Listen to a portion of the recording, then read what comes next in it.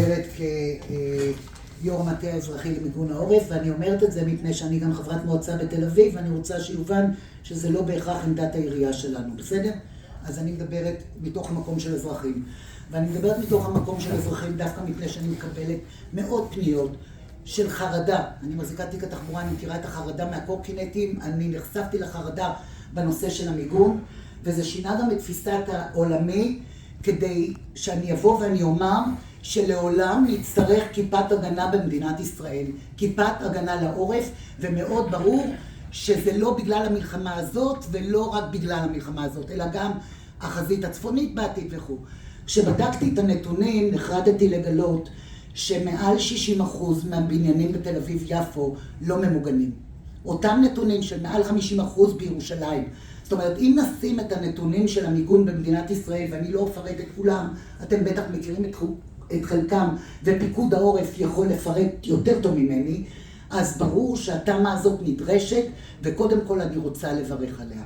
אני אשתדל לא לחזור על דברים שנאמרו.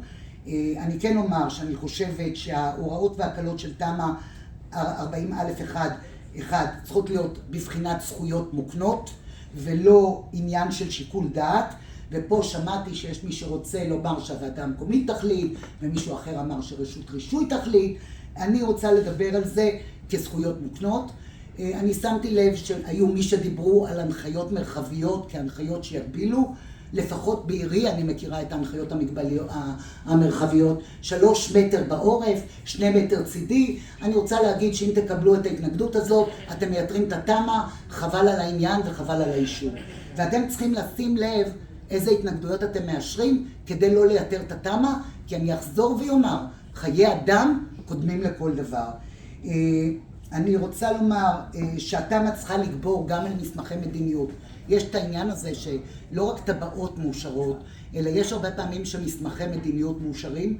מסמכי מדיניות הם לא מסמכים סטטוטוריים שעברו התנגדות, אבל הם מתוכם עושים 77, 78, ואז אם מתוקף מסמכי מדיניות שהם לא טבעות מאושרות, התמה הזאת לא תוכל להיות מקודמת, שוב פעם איתרנו את כל התוכן שלה. אני רוצה לתמוך בבקשות להקמת ממ"מים וגם במרחבים פתוחים. יש הרבה פארקים, צריך לתת לאנשים לנשום אוויר, אנשים כלואים בבתים, יוצאים לכל מיני מקומות, וכמו שיש תוכניות לבניית שירותים במרחבים ציבוריים, אז טוב שיהיה, וחשוב יותר שיהיה, תוכניות לבניית ממ"מים כאלה ואחרים.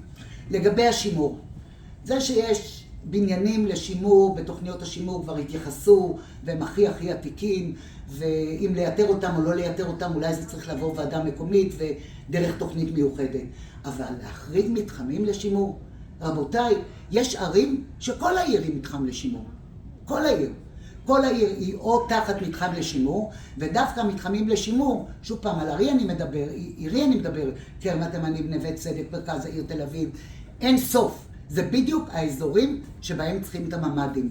ולכן אני חושבת שלעשות אמירה גורפת, של להחריג את כל אזורי השימור, מתחמי שימור, אזורי שימור, זה עוד הפעם, לייתר את התמה הזאת באחוזים נרחבים מהערים הוותיקות בארץ, ולכן צריך להתנגד לבקשה להחרגת מרקמים לשימור. אותו דבר יחס להיתרי בנייה קיימים, מימוש התמה במקומות שלא נמצאו להם אזורי בנייה, כי ישנם אזורים שלמים ותיקים שהיסטורית אין וחסרים היתרי בנייה. זה דווקא בשכונות הוותיקות, דווקא בבנייה הישנה, וגם אני מצטרף למה שנאמר שמבנים שבהם קיימות חריגות בנייה קלות, סגירת מרפסת או שאינן רלוונטיות למבקש, אז זה לא יוכל למנוע את הקמת הממ"דים. אני רוצה לומר שמה שאני חוששת מהתמה הזאת, שהיא בסוף תהיה תמה לעשירים.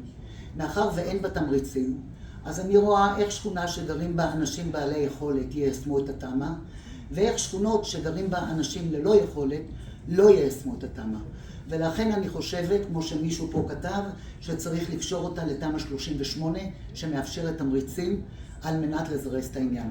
אני יודעת שיש אומרים שהתמה הזאת מיושמת רק בערים, שהרי ערכי הנדל"ן בהם גבוהים, אבל אני רוצה לומר מה אכפת לנו אם ב-50% מהערים שבהם הנדל"ן כדאי לאפשר תמ"א 38 זה ייושם, ובערים שזה לא כדאי, מדינת ישראל תכניס את היד לכיס. לפחות נצמצם את הכמות של מבנים, יישובים, שבהם אין ממ"דים, ונאפשר גם לחסרי אמצעים למגן את הבית שלהם באמצעות הדבר הזה.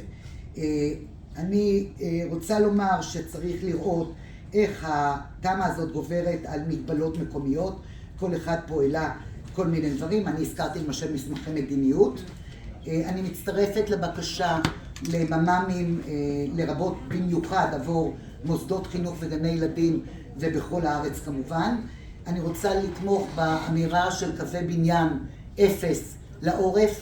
אני חושבת שהחזית היא באמת בעייתית, אנחנו צריכים לשמור על החזיתות, אבל במקום שהחזית היא יקרה, יש הרבה מקומות שבלאו הכי כבר בונים בקו 0, גם צידי וגם אתה רואה לפעמים רצף של טורים בפלורנטין, בכרם התימנים, אתה רואה גם בנייה לעורף בקו 0, ואני חושבת שאם זו מסורת הבנייה באזור, אין מה למנוע את קו 0. זה דורש שינוי תפיסתי, זה דורש אולי לשים איזשהם אמירות ומגבלות, אבל שוב פעם, השיקול של הצלת חיי אדם גובר על כל דבר, ושוב פעם, אנחנו לא רק עבור המלחמה עכשיו בעזה, אלא לקראת פתיחת חזית צפונית, ומתוך הבנה שלעולם נצטרך